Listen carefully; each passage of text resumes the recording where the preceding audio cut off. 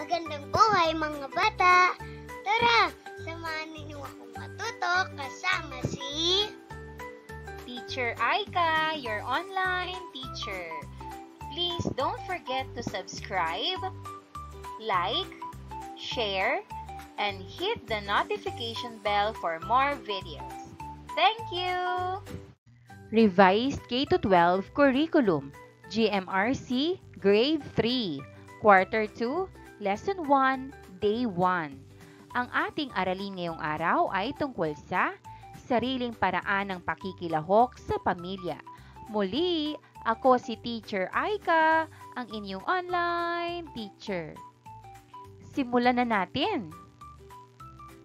Mga layunin.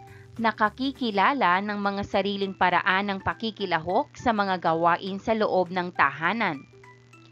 Naiisa-isa na ang sariling paraan ng pakikilahok sa mga gawain ng pamilya ay nakakatulong sa pagkakabuklod-buklod at pagpapatatag ng ugnayan ng bawat kasapi ng pamilya.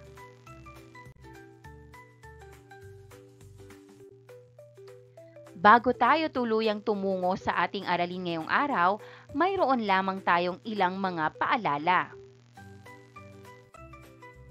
Umupo lamang ng maayos at subukang huwag gumawa ng kahit anong walang kinalaman sa ating aralin.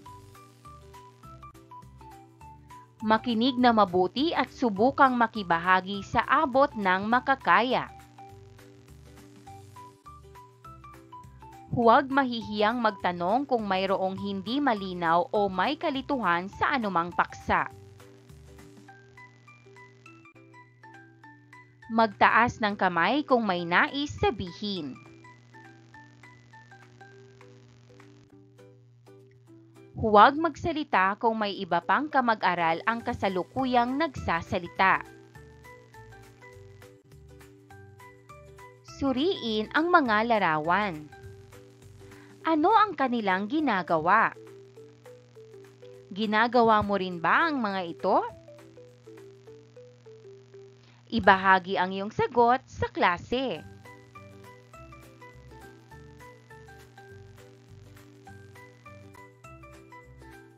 Tanong, ano sa palagay ninyo ang ginagawa ng mga bata sa larawan? Sagot, tumutulong sila sa gawaing bahay tulad ng paghuhugas, pagwawalis at pagtitiklop ng damit. Ano pa kaya ang iba pang gawain sa tahanan na maaaring gampanan ng mga batang tulad nyo? Sagot, maaaring magligpit ng laruan, magpunas ng mesa o magdilig ng halaman.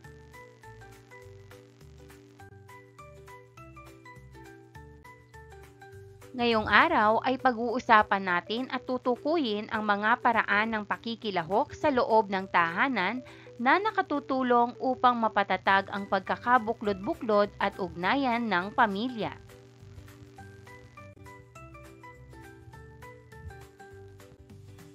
Ngayon ay ating pag-usapan ang ilang salita upang mas maunawaan ang aralin.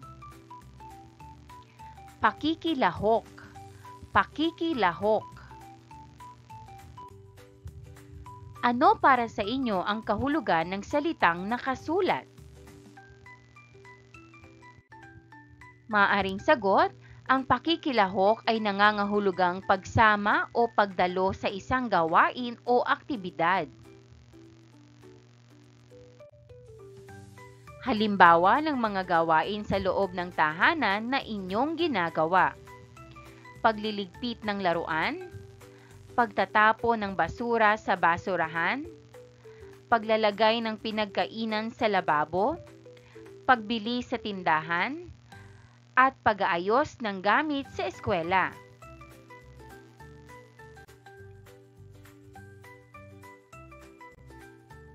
Basahin ang maikling sanaysay na pinamagatang Ang Aking Kaibigan. Mayroon akong kaibigan. Ang pangalan niya ay Nathan. Minsan nang kami ay nagkwentuhan. Sinabi niya sa akin kung ano ang kadalasan niyang ginagawa bago pumasok sa paaralan. Sabi niya, Pagising sa umaga ay inaayos niya ang laman ng kanyang bag na dadalhin sa eskwela. Pagkatapos nito ay kakain siya upang siguradong hindi siya magutom habang nag-aaral. Sumasandok siya ng kanin at kumukuha ng ulam. Nagsasalin rin siya ng tubig sa baso para sa kanyang inumin. Pagkakain ay dadalhin niya ang pinagkainan sa lababo at maghahanda upang maligo. Dagdag pa ni Nathan, pagkaligo ay magbibihis na siya at pupunta sa kusina upang kunin ang kanyang baonan. Kapag maayos na ang lahat, sasabihin niya sa kanyang magulang na nakahanda na siya na pumasok sa paaralan.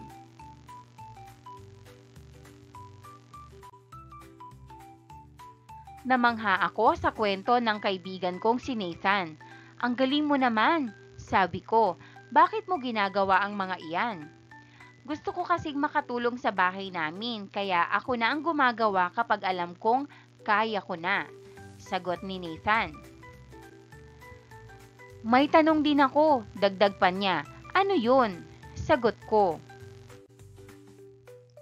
At nagulat ako sa kanyang tanong. Aniya, ikaw kaibigan, ano ang ginagawa mong paghahanda bago pumasok sa paaralan para makatulong sa inyong tahanan?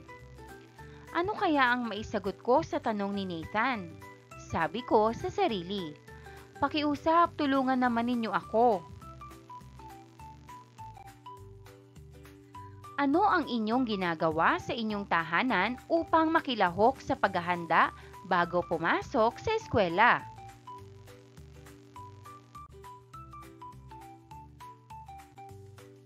Maglalaro tayo ng isang masayang laro na ang pamagat ay, Kaya ko yan. Ganito lang ang gagawin.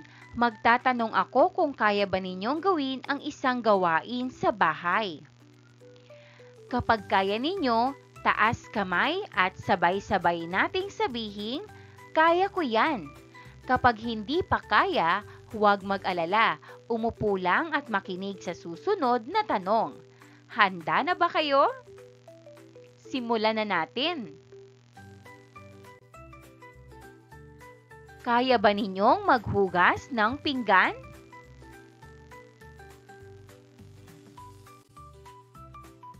Kaya ba ninyong magwalis ng sahig?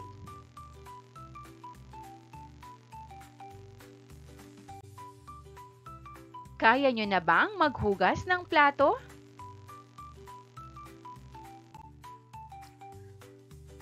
Kaya nyo na bang magsaing?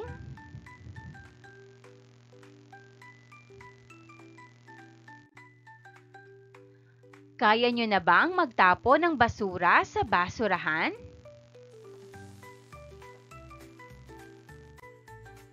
Kaya nyo na bang maghanda ng hapagkainan?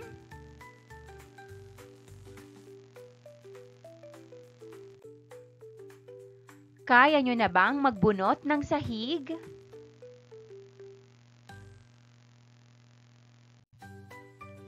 Kaya nyo na bang bumili sa tindahan?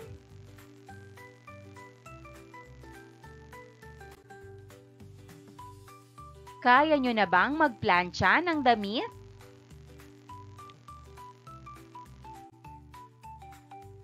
Kaya nyo na bang magligpit ng tulugan?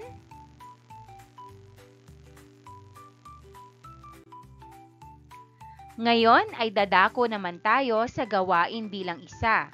Ang panuto para sa gawain isa ay ito. Una, kumuha ng isang pirasong papel at isulat ang iyong pangalan. Pangalawa, maglista ng mga gawain sa tahanan na iyong ginagawa o nagagawa. Pangatlo, maaaring maglista ng pinakamababang bilang ay 5 at pinakamarami naman ay 10. Kasagutan.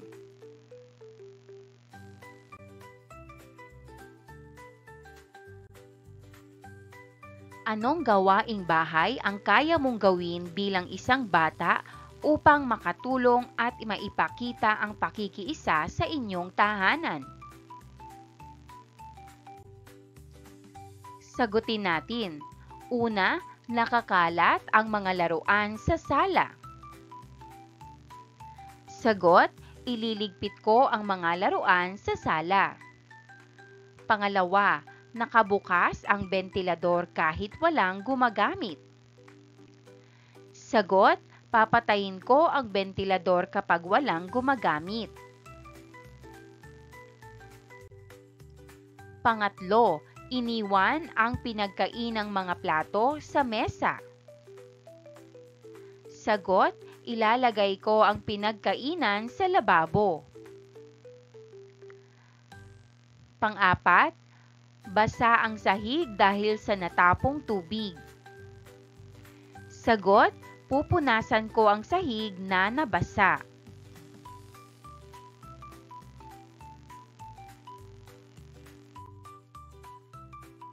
Panglima, magulo ang gamit pang-eskwela. Sagot, aayusin ko at ilalagay sa bag ang aking gamit pang-eskwela.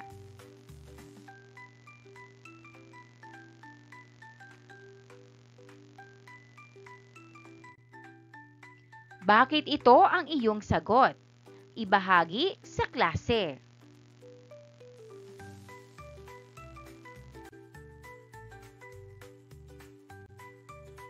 Batay sa mga napag-usapan sa klase, maglista ng 5 bagay na kaya mo nang gawin sa loob ng tahanan. Gayon din ay maglista ng 5 bagay na hindi mo pa kayang gawin sa loob ng tahanan.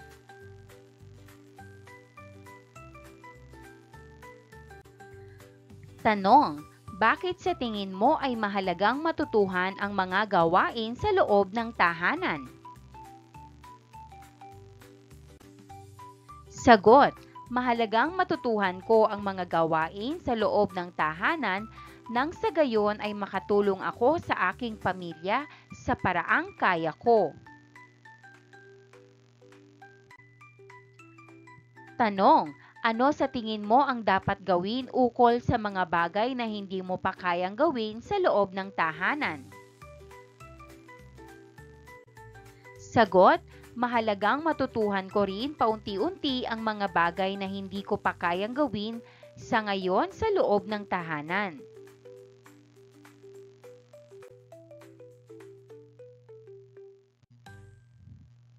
Sa isang papel, isulat kung paano mo babaguhin ang mga aktibidad na nakasulat upang ikaw ay matagumpay na makatulong sa gawain sa loob ng tahanan. Una, naghihintay ng pagkain mula kay nanay o tatay. Sagot, maghahanda ako ng sarili kong pagkain sa abot ng aking makakaya. Pangalawa, naghihintay na paliguan ako ni nanay o tatay. Sagot, maliligo ako ng mag-isa. Pangatlo, ipinagliligpit ako ni nanay o tatay. Sagot, ililigpit ko ang sarili kong mga gamit. Pang-apat, sinusubuan ako ng pagkain ni nanay o tatay.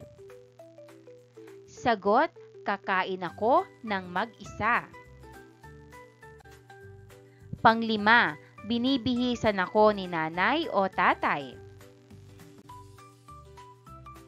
Sagot, magbibihis ako kahit walang tulong ni nanay o tatay. And that wraps up today's lesson. If you enjoyed this video and want to see more content like this, don't forget to hit the subscribe button and ring the bell so you never miss an update. Thanks for tuning in. Magandang buhay mga bata! Tara, samahan ninyo akong matuto kasama si Teacher Aika, your online teacher. Please don't forget to subscribe, like, share, and hit the notification bell for more videos. Thank you! Revised K-12 Curriculum, GMRC Grade 3, Quarter 2, Lesson 1, Day 2. Ang ating aralin ngayong araw ay tungkol sa sariling paraan ng pakikilahok sa pamilya. Muli, ako si Teacher Aika, ang inyong online teacher. Simulan na natin!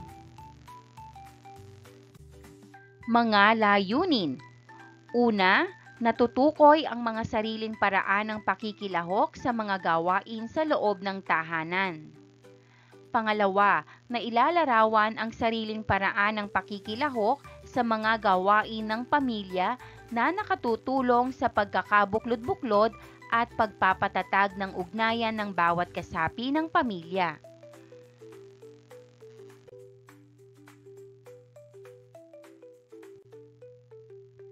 Bago tayo tuluyang tumungo sa ating aralin ngayong araw, mayroon lamang tayong ilang mga paalala. Umupo lamang ng maayos at subukang huwag gumawa ng kahit anong walang kinalaman sa ating aralin. Makinig na mabuti at subukang makibahagi sa abot ng makakaya. Huwag mahihiyang magtanong kung mayroong hindi malinaw o may kalituhan sa anumang paksa. Magtaas ng kamay kung may nais sabihin. Huwag magsalita kung may iba pang kamag-aral ang kasalukuyang nagsasalita. Naaalala pa ba ninyo ang ating mga pinag-aralan kahapon? Magbigay ng mga halimbawa ng mga gawaing kanilang ginagawa o ginagampanan sa loob ng tahanan.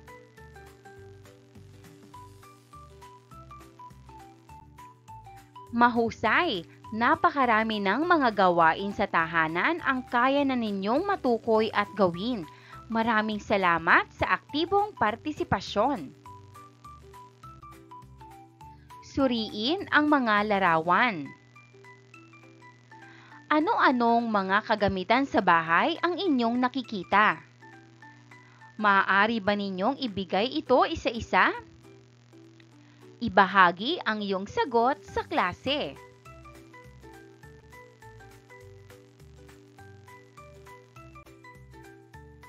Tanong, sa palagay ninyo, saan ginagamit ang mga kagamitang nasa larawan? Sagot, ginagamit ang mga kagamitang nasa larawan sa paglilinis ng bahay, tulad ng kusina, sahig at mga gamit. Maaari mo bang bigyang paglalarawan ang bawat isa?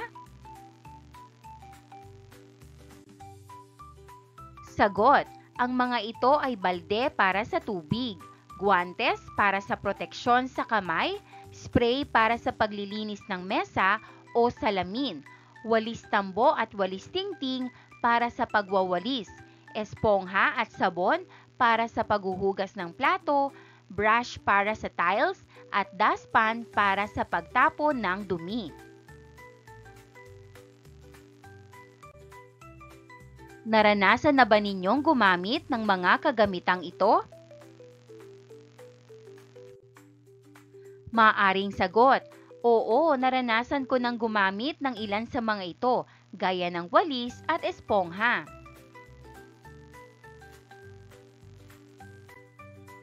Kung hindi pa, alin sa mga kagamitang nasa larawan ang nais ninyong matutuhang gamitin?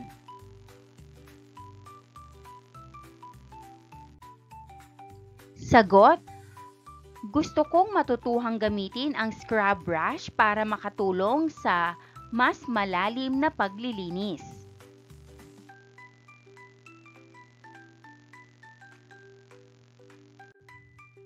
Ano pa ang ibang mga kagamitan na ginagamit sa ibang mga gawain sa tahanan? Sagot, ibang gamit sa bahay ay plantsa, pangkuskos ng banyo at pamunas ng alikabok.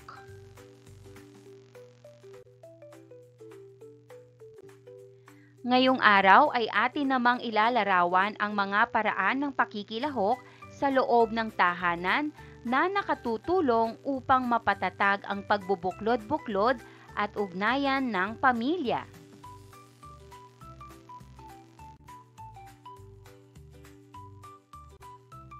Ngayon ay ating pag-usapan ang ilang salita upang mas maunawaan ang aralin. Una ay pakikilahok. Pakikilahok. Pangalawa, pagpapatatag. Pagpapatatag.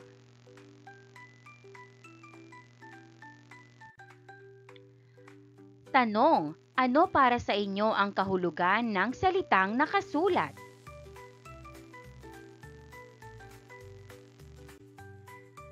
Sagot, ang pakikilahok ay ang pagsama sa mga gawain, habang ang pagpapatatag ay ang pagpapatibay o pagpapalakas.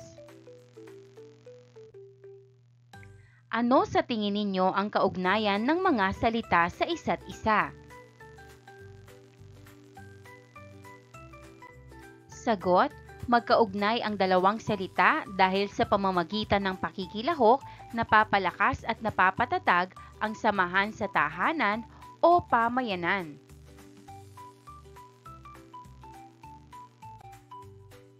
Halimbawa ng mga gawain sa loob ng tahanan na inyong ginagawa.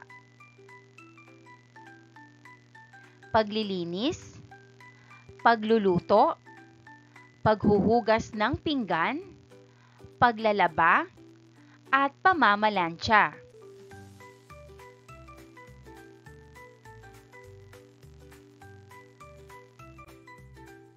Paano kayo nakatutulong sa mga gawaing bahay na naibigay?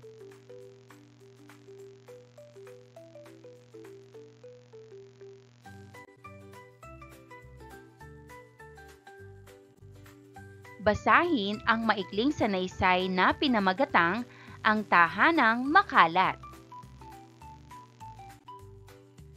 Umuwi si Nathan mula sa paaralan. "Narito na po ako," sabi niya. Habang papasok sa pintuan, walang sagot. Tahimik ang lahat. Nagpunta si Nathan sa sala. "Nariyan po ba kayo?" aniya.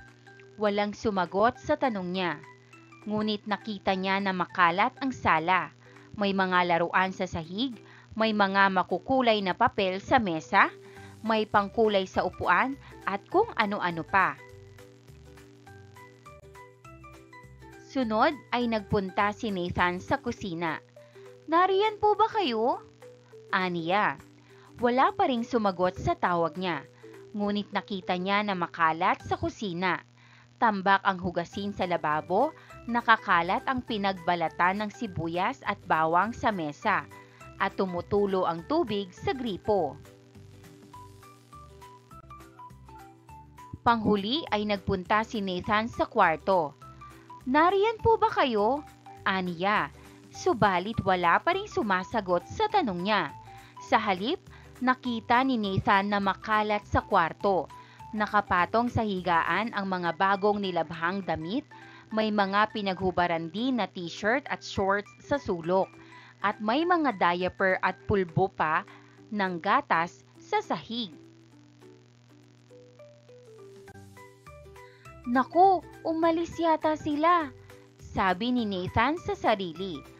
"At ang kalat ng bahay namin," dagdag pa niya. "Ano kaya ang dapat kong gawin para maging malinis ang tahanan namin?" tanong niya. Tulungan natin si Nathan.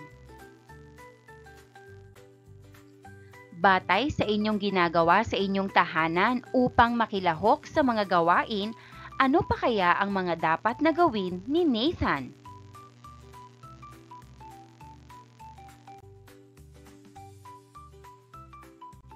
Gawain. Markahan ng check kapag kaya mong gawin ang gawain sa tahanan. Markahan ng bilog kapag kaya mong gawin ang gawain sa tahanan, ngunit may nangangailangan ng tulong mula sa iba.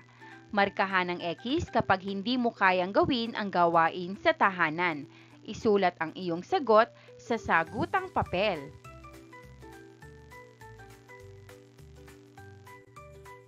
Mga gawain sa tahanan. Una, magsinop ng laruan. Pangalawa, magsaing. Pangatlo, magtapon ng basura sa basurahan. Pang-apat, magwalis. Panglima, maghanda ng hapagkainan. Pang-anim, maglampaso ng sahig. Pang-pito, bumili sa tindahan. Pang-walo, magplantsa ng damit. Pang-siyam, mag-ayos ng gamit sa eskwela. Pang-sampu, magligpit ng pinagtulugan.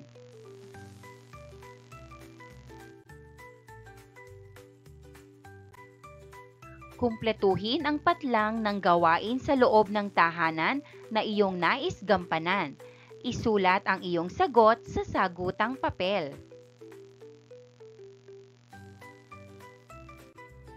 Number 1, nais kong tulungan ang aking magulang na patlang.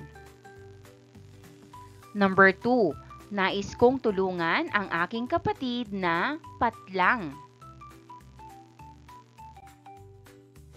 Number 3, nais kong tulungan ang aking lolo o lola na patlang. Number 4, nais kong tulungan ang aking tito o tita na patlang.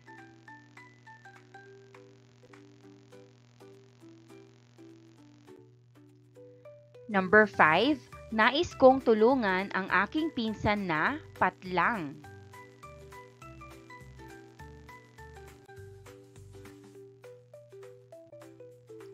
Anong gawain sa tahanan na kayang gampanan ng isang batang tulad mo na makakatugon sa bawat sitwasyon para maipakita ang pakikiisa sa tahanan? Ibahagi ang iyong sagot sa klase.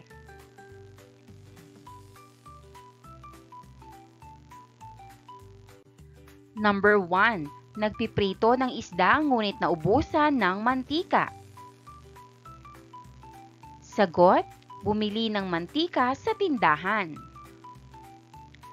Number 2, naglalaba ngunit walang mapagsabitan ng damit. Sagot, kumuha ng hanger.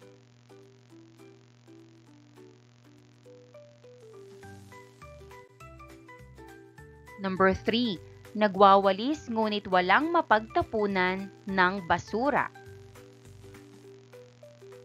Sagot, kumuha ng basurahan.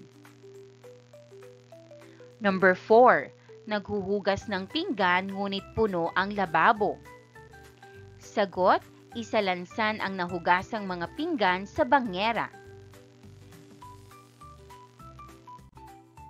Number 5, namamalansya ngunit walang mapaglagyan ng damit.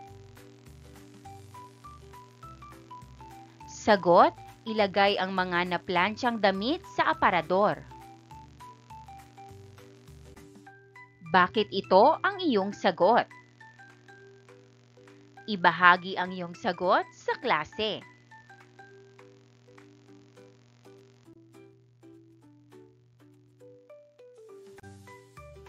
Batay sa mga sitwasyon sa ibaba, pumili ng isa na sa iyong palagay ay nararapat mong gawin.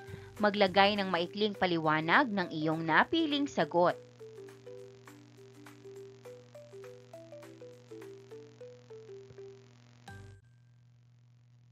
Number 1, ikalat ang mga laruan o iligpit ang mga nakakalat na mga laruan. Sagot, iligpit ang mga nakakalat na mga laruan.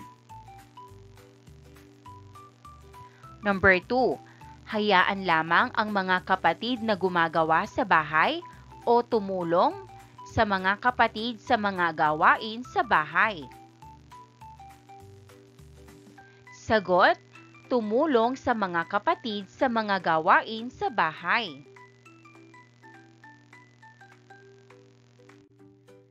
Number 3, gawin ang mga takdang aralin o hayaan lamang na hindi tapos ang mga takdang aralin. Sagot, gawin ang mga takdang aralin. Number 4, mag-usap ng maayos sa mga nakatatanda o sumagot ng pabalang sa mga nakatatanda. Sagot, mag-usap ng maayos sa mga nakatatanda. Number 5. Pag-aralan kung paano gawin ang mga gawain sa bahay o hayaan na lamang ang ibang miyembro ng pamilya na gawin ang mga gawain sa bahay. Sagot, pag-aralan kung paano gawin ang mga gawain sa bahay.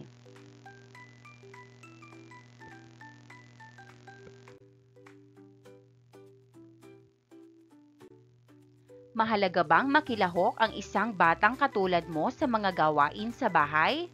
Bakit? And that wraps up today's lesson. If you enjoyed this video and want to see more content like this, don't forget to hit the subscribe button and ring the bell so you never miss an update. Thanks for tuning in. Magandang buhay mga bata! Tara, samahan ninyo akong matuto kasama si Teacher Aika, your online teacher. Please don't forget to subscribe, like, share, and hit the notification bell for more videos. Thank you! Revised K-12 Curriculum, GMRC Grade 3, Quarter 2, Lesson 1, Day 3. Ang ating aralin ngayong araw ay tungkol sa sariling paraan ng pakikilahok sa pamilya. Muli, ako si Teacher Aika, ang inyong online teacher. Simulan na natin! Mga layunin. Una, nailalapat ang mga sariling paraan ng pakikiisa sa mga gawain sa loob ng tahanan. Halimbawa, paraan ng wastong pakikipag-ugnayan nang may paggalang ang bawat kasapi ng mag-anak. Pangalawa, naiuugnay na ang mga sariling paraan ng pakikilahok sa mga gawain ng pamilya ay nakatutulong sa pagkakabuklod-buklod at pagpapatatag ng ugnayan ng bawat kasapi ng pamilya.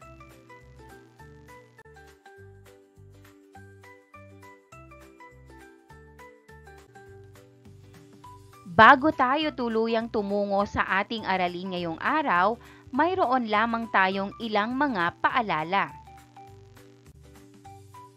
Umupo lamang ng maayos at subukang huwag gumawa ng kahit anong walang kinalaman sa ating aralin.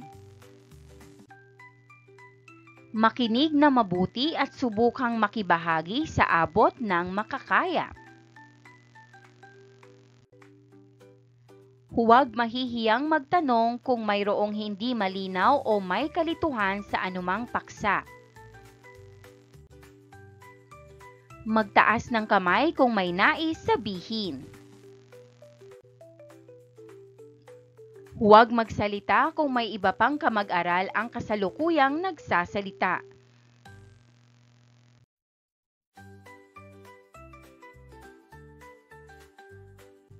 Suriin ang larawan.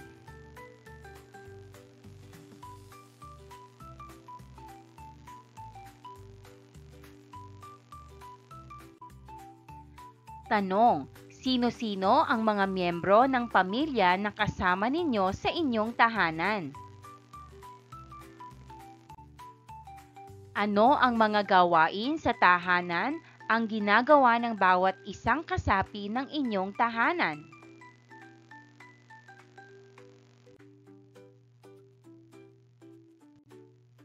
Ngayong araw ay atin namang iuugnay ang mga sariling paraan ng pakikilahok sa loob ng tahanan na nakatutulong upang mapatatag ang pagbubuklod-buklod at ugnayan ng pamilya. Sa ating pag-aaral ngayong araw, mahalagang mapag-isipan kung papaanong ang mga sariling paraan ninyo ng pakikilahok ay nakatutulong upang mapatatag ang pagbubuklod-buklod at ugnayan ng pamilya.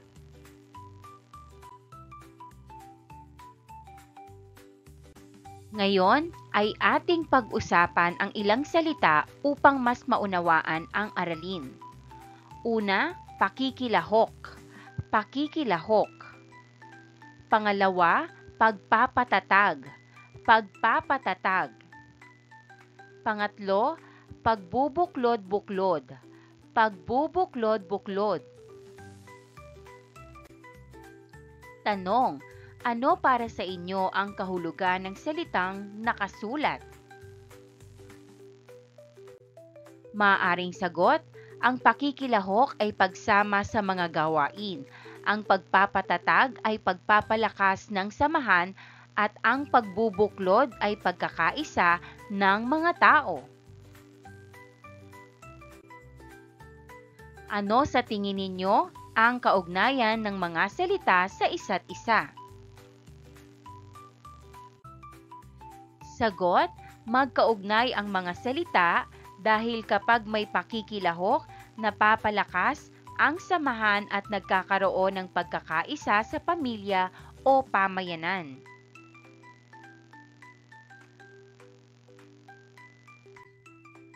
Halimbawa ng mga kasapi ng kanilang pamilya maliban sa sarili. Magulang, tatay at nanay. Kapatid, lolo at lola. Tito at tita. Pinsan. At iba pang kasapi ng pamilya.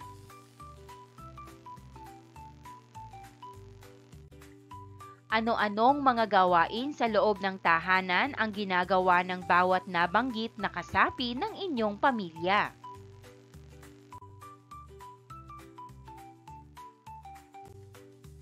Basahin ang maikling sanaysay na pinamagatang Ang Tahanang Abala.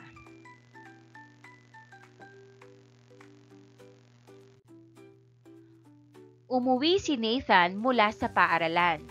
"Narito na po ako," sabi niya habang papasok sa pintuan. "Maligayang pagbabalik," tugon ng mga tao sa loob ng tahanan. Pagpasok niya, nadatnan niya ang lahat na abalang-abala sa iba't ibang mga gawain. Nagpunta siya sa sala upang magmano sa kanyang tiyo at tiya na abalang-abala sa gawain, kasama ang kanyang mga pinsan. Sunod ay tumungo siya sa kusina upang magmano sa kanyang lolo at lola na lubhang abala rin. Pagkagaling sa kusina ay dumiretso si Nathan sa kwarto para magmano sa kanyang tatay at nanay na abalang-abala rin kasama ang kanyang mga kapatid. Dali-daling nagbihis ng damit na pambahay si Nathan at isa-isang pinuntahang muli ang mga kasapi ng pamilya sa sala, kusina at kwarto. Sa bawat lugar na kanyang pinuntahan, ang laging tanong niya ay, "Ano po ang ginagawa niyo?" At sinundan niya ito ng isa pang tanong, "Ano po ang maitutulong ko?" Ano kaya ang pinagkakaabalahan ng mga kasapi ng pamilya ni Nathan at ano kaya ang maaari niyang maitulong? Paano kaya nakakatulong sa gawaing bahay kasama ang mga kasapi ng inyong pamilya? Maaring sagot, tumutulong ako sa pagwalis, pagligpit at pag-aayos ng gamit sa bahay.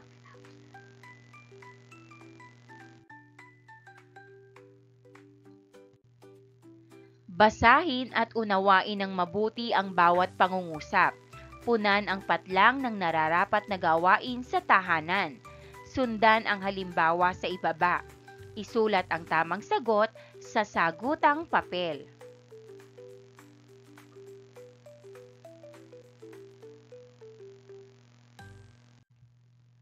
Si tatay ay patlang.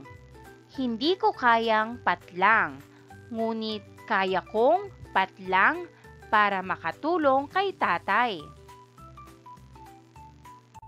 Halimbawang sagot, si tatay ay nag-aalaga kay baby.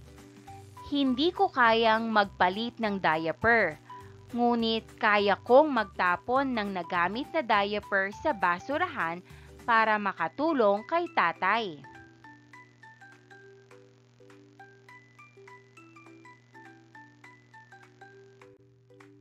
Sagutan ang mga sumusunod. Si nanay ay patlang. Hindi ko kayang patlang, ngunit kaya kong patlang. Sagutan natin. Si nanay ay naglalaba at nagluluto. Hindi ko kayang maglaba ng marami, ngunit kaya kong magligpit ng kinainan para makatulong kay nanay.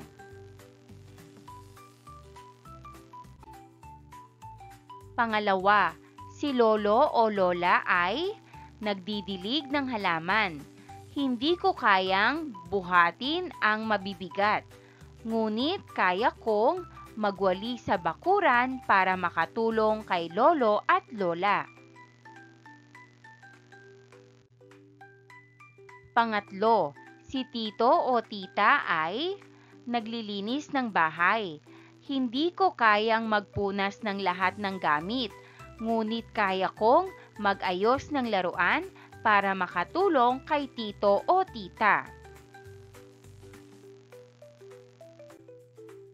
Pang-apat, si kuya o ate ay nag-aaral ng leksyon. Hindi ko kayang sagutan ang mahirap na tanong, ngunit kaya kong huwag mag-ingay para makatulong kay kuya o ate.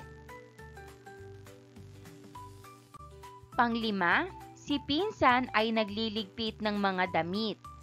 Hindi ko kayang tiklopin ang malalaking tuwalya, ngunit kaya kong mag-ayos ng sarili kong damit para makatulong kay pinsan.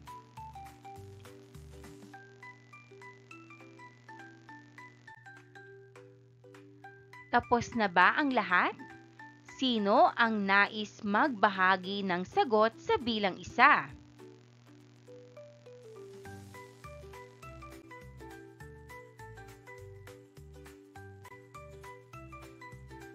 Punan ang unang patlang sa pangungusap ng kasapi ng pamilya. Punan ang ikalawang patlang sa pangungusap na gawain sa loob ng tahanan na ipinapangako ninyo na gagawin mamaya pag-uwi sa bahay hanggang kinabukasan bago pumasok sa klase. Siguraduhin na ang ilalagay ninyong gawain ay kaya ninyong tuparin. Pag-uwi sa bahay, gawin ninyo ang naipangako ninyong gawain at ibahagi ang inyong karanasan sa klase kinabukasan. Isulat ang iyong tamang sagot sa sagutang papel. Number 1. Tutulungan ko si tatay na maglinis ng bakuran. Number 2. Tutulungan ko si ate na maghugas ng pinggan. Number 3. Tutulungan ko si lolo na magdilig ng halaman. Number 4. Tutulungan ko si tita na mag-ayos ng mesa. Number 5. Tutulungan ko si kuya na magligpit ng laruan.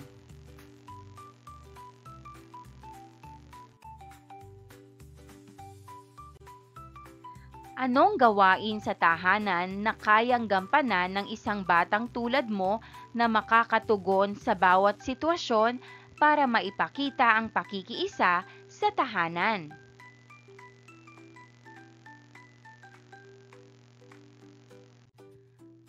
Basahin natin at sagutan. Number 1. Basa ang sahig ngunit hindi pa tapos si nanay maghugas ng pinggan. Sagot, punasan ang sahig. Number 2. Malapit na kumain ng hapunan ngunit wala pang plato sa mesa dahil nagluluto pa si tatay? Sagot, maglagay ng plato sa mesa. Number 3, nakakalat ang mga nilabhang damit sa higaan, ngunit malapit na ang oras ng tulog. Sagot, itupi ang mga damit o ilagay sa aparador. Number 4, tambak na ang nawalis na basura, ngunit hindi pa tapos si kuya na magwalis. Sagot, itapon ang basura sa basurahan.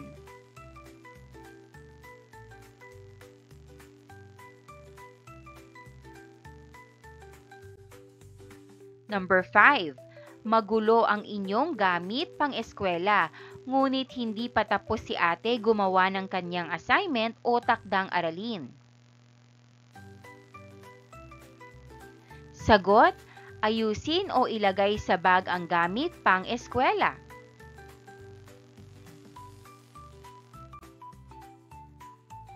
Bakit ito ang iyong sagot?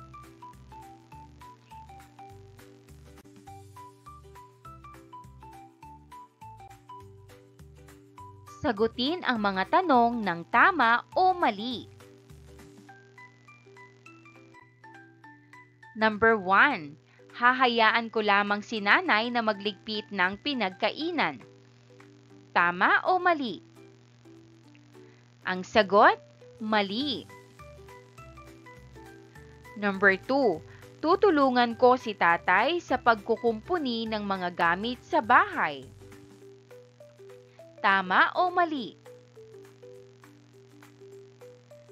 Ang sagot, tama. Number 3, mahihiga lamang ako kahit makalat ang bahay. Tama o mali? Ang sagot, mali.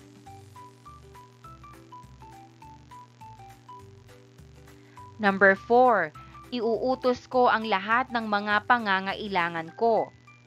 Tama o mali? Ang sagot, mali.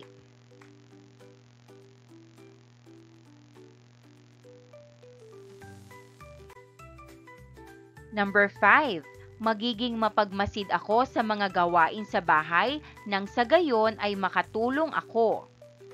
Tama o mali? Sagot, tama.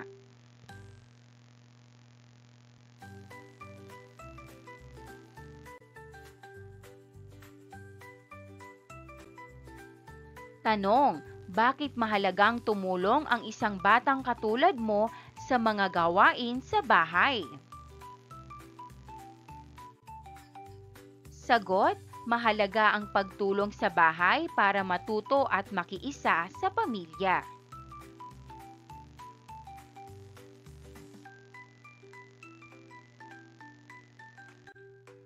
Ano ang maidudulot ng pagtulong mo sa mga gawain sa bahay?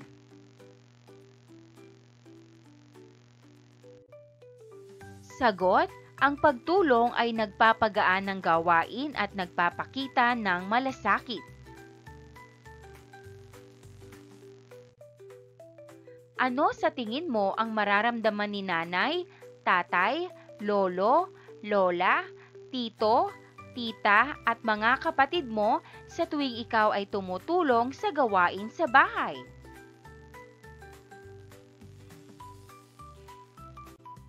Sagot, sila ay matutuwa, magiging proud at mararamdaman nilang mahal mo sila. And that wraps up today's lesson. If you enjoyed this video and want to see more content like this, don't forget to hit the subscribe button and ring the bell so you never miss an update. Thanks for tuning in. Magandang buhay mga bata! Tara, samahan ninyo akong matuto kasama si Teacher Aika, your online teacher. Please don't forget to subscribe, like, share, and hit the notification bell for more videos. Thank you! Revised K-12 Curriculum, GMRC Grade 3, Quarter 2, Lesson 1, Day 4. Ang ating aralin ngayong araw ay tungkol sa sariling paraan ng pakikilahok sa pamilya. Muli, ako si Teacher Aika, ang inyong online teacher. Simulan na natin. Mga layunin na ipakikita ang pakikiisa sa pamamagitan ng pagtupad sa mga gawain sa loob ng tahanan na ayon sa kanyang kakayahan. Naipaliliwanag na ang sariling paraan ng pakikilahok sa mga gawain ng pamilya ay nakatutulong sa pagkakabuklod-buklod at pagpapatatag ng ugnayan ng bawat kasapi ng pamilya.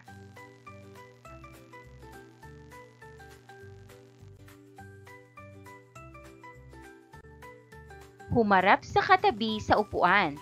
Ibahagi mo sa iyong katabi kung paano ka tumutulong sa mga gawain sa tahanan kasama ang iyong magulang, tatay at nanay, kapatid, lolo at lola, tiyo at tiya, pinsan at iba pang kasapi ng pamilya. Mahalagang matukoy ang pagkakaiba-iba o pagkakapare-pareho ng mga paraan ng pagtulong ng bawat isa sa loob ng tahanan. Mahusay! Napakarami ng mga gawain sa tahanan ang kaya na ninyong matukoy at gawin. Maraming salamat sa aktibong partisipasyon. Suriin ang larawan.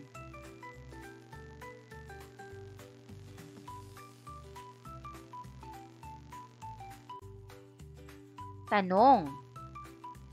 Una, maaari mo bang ilarawan ang iyong nakikita sa litrato?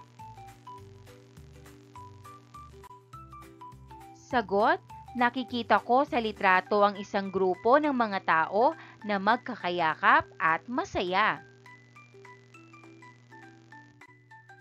Pangalawa, paano masasabing ito ay nagpapakita ng pagkakaisa sa tahanan? Sagot, ipinapakita nito ang pagkakaisa sa tahanan dahil nagkakasama-sama sila at nagpapakita ng pagmamahalan. Pangatlo, ano pa ang ibang halimbawa ng pagkakaisa sa tahanan?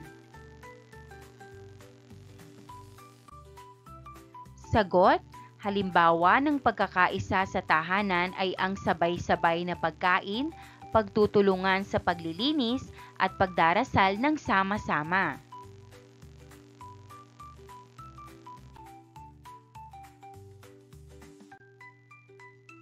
Ngayong araw ay atin namang ipaliliwanag ang mga sariling paraan ng pakikilahok sa loob ng tahanan na nakatutulong upang mapatatag ang pagbubuklod-buklod at ugnayan ng pamilya.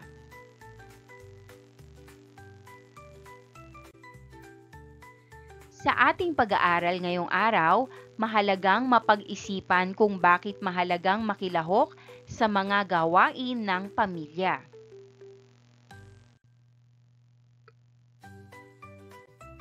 Ngayon ay ating pag-usapan ang ilang salita upang mas maunawaan ang aralin. Pakikilahok, pakikilahok. Pagpapatatag, pagpapatatag. Pagbubuklod-buklod, pagbubuklod-buklod. Ugnayan ng pamilya, ugnayan ng pamilya. Tanong, ano para sa inyo ang kahulugan ng salitang nakasulat?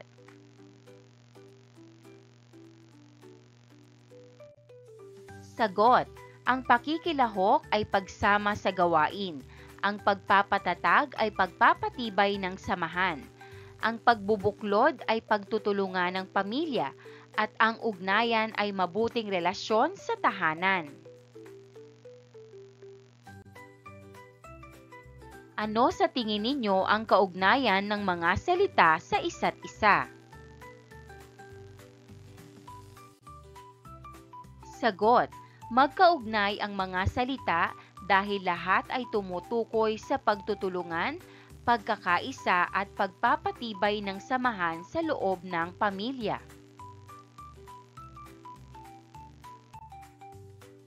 Mahalagang mapag-usapan ang pagkakaiba-iba o pagkakapareho ng mga sagot ng mga mag-aaral, gayon din ang pagkakaugnay ng mga salitang nakasulat sa pisara.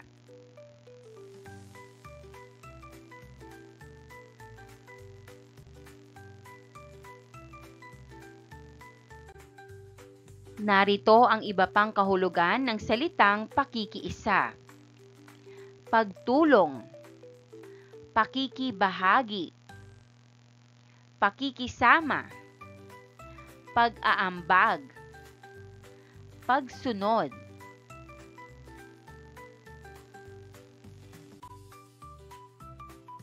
Paanong ang itinutulong ninyo sa mga gawaing bahay ay uri ng pakikiisa?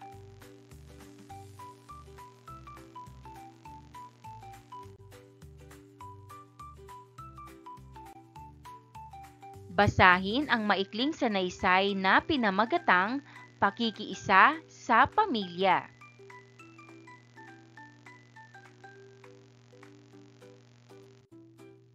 Nagkakwentuhan muli kami ng aking kaibigan na si Nathan. Nathan, may kukwento ako sa'yo. Masaya kong bungad sa kanya. Ano yun? Sagot ni Nathan. Napag-isipan ko kasi yung mga kinuwento mo nung isang araw, kaya sinubukan ko rin na tumulong sa mga gawain sa aming tahanan. Ang sarap pala sa pakiramdam na nakikiisa sa pamilya. Sabi ko, talaga? Kwentuhan mo naman ako, tugon ni Nathan. Nitong mga nagdaang araw, paano kayo nakiisa sa mga gawain sa loob ng tahanan?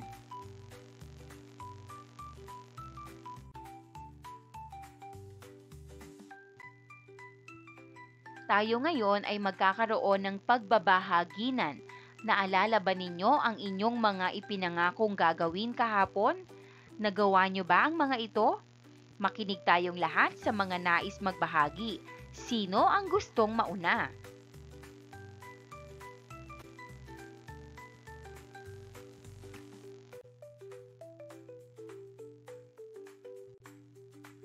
Ngayon ay dadako tayo sa gawain bilang isa. Narito ang mga panuto. Una, sagutin ang mga tanong ng malinaw at tapat. Pangalawa, huwag mahihiyang magtanong sa guro kung may tanong na hindi maintindihan.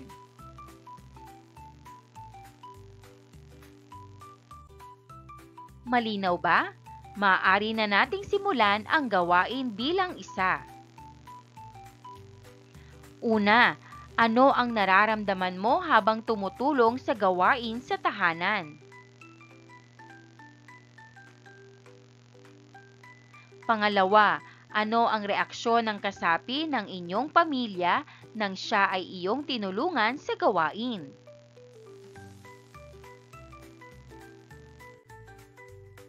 Pangatlo, ano ang natutuhan mo sa iyong karanasan? Pang-apat, bakit mahalaga ang pakikiisa sa tahanan? Pang-lima, paano mo higit na maipakikita ang pakikiisa sa tahanan sa mga susunod na araw?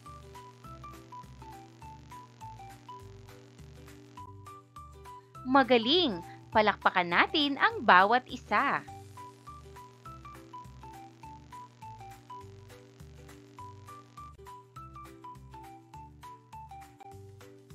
Anong gawain sa tahanan na kayang gampanan ng isang batang tulad mo na makakatugon sa bawat sitwasyon para maipakita ang pakikiisa sa tahanan.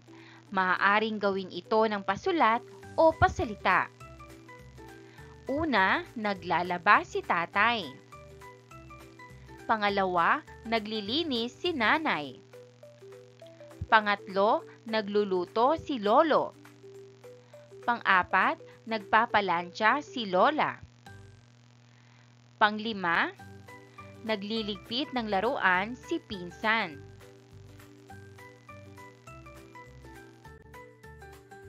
Narito ang mga halimbawang sagot. Una, pagtutupi ng damit. Pangalawa, pagwawalis ng sahig. Pangatlo, pagtulong sa paghahanda ng mesa bago kumain. Pang-apat, pagsasali ng tubig sa mga pitsyel. Panglima, pag-aalaga ng halaman o pagdidilig.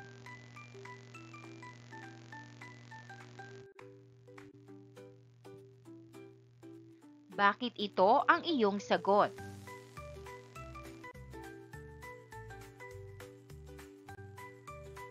Punan ang mga patlang ng mga bagay na tumutukoy sa pagbabago ng iyong mga gawi sa loob ng tahanan. Halimbawa, noon, ako ay nanonood lamang palagi ng telebisyon. Ngayon, ako ay nagtatanong sa aking pamilya kung ano ang aking maaaring maitulong.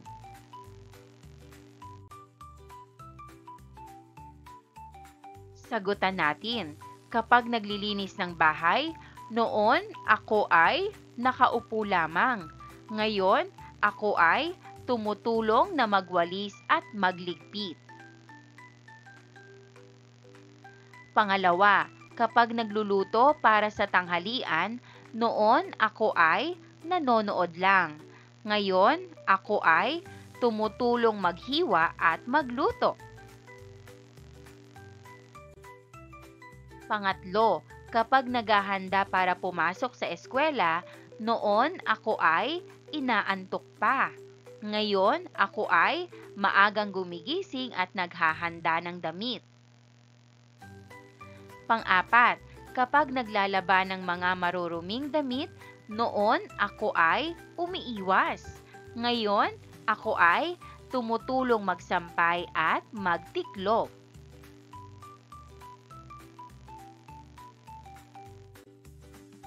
Panglima, kapag natapos kumain ng hapunan, noon ako ay umaalis agad. Ngayon, ako ay tumutulong magligpit at maghugas ng pinggan.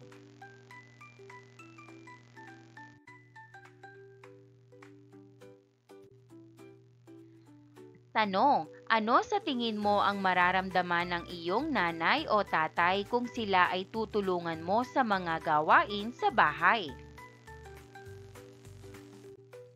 Sagot, matutuwa sila at mararamdaman nilang mahal ko sila. Sa iyong palagay, nais mo rin bang may tutulong sa iyo kapag ikaw naman ang nangangailangan nito? Sagot, opo, dahil masarap sa pakiramdam kapag may tumutulong. Sa iyong palagay, ano ang magiging pangmatagalang epekto ng isang pamilyang pinatatag ng pagbubuklod at pag-uugnayan? Sagot, magkakaroon ng matatag na samahan, bukas na komunikasyon at tuloy-tuloy na suporta sa isa't isa. And that wraps up today's lesson. If you enjoyed this video and want to see more content like this, don't forget to hit the subscribe button and ring the bell so you never miss an update. Thanks for tuning in.